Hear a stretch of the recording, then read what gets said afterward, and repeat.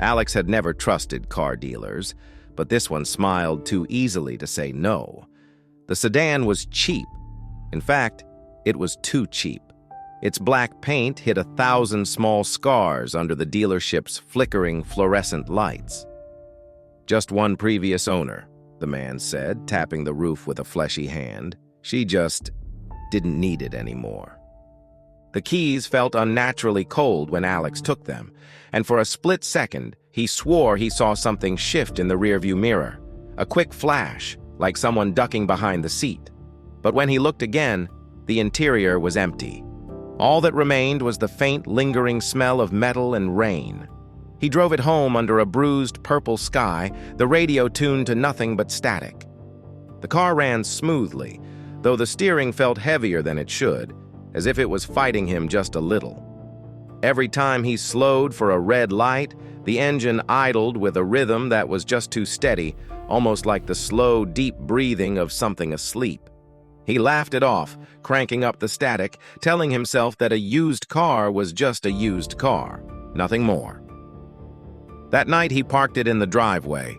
From his bedroom window he could see it sitting under the lonely street lamp, its windshield catching the light like a pair of wide, unblinking eyes. The next morning he found something unsettling. Muddy footprints led away from the driver's door. They were from bare feet, but he lived alone.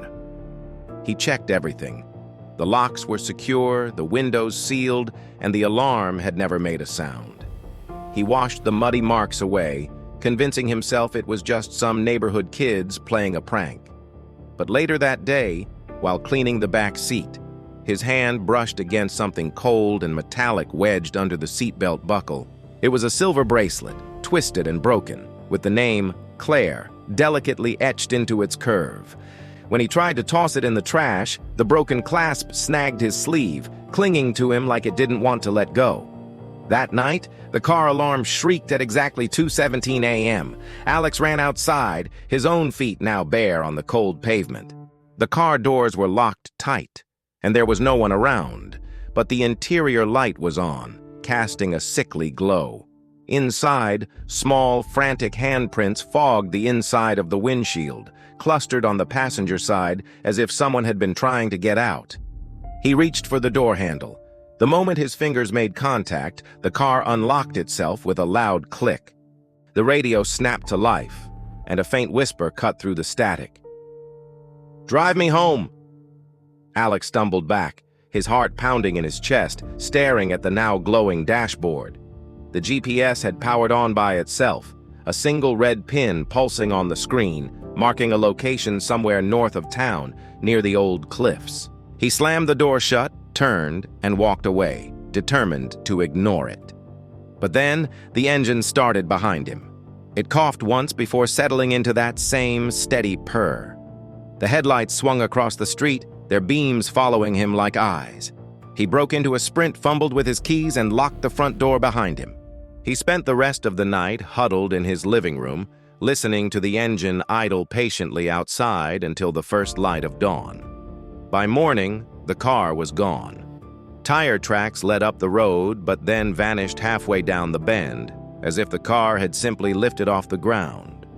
He reported it stolen, but the police found no leads, no trace of the vehicle. Weeks turned into a month, and the memory began to feel like a bad dream. Then, one evening, his phone buzzed. It was a message from an unknown number, a GPS link. With trembling hands, he opened it.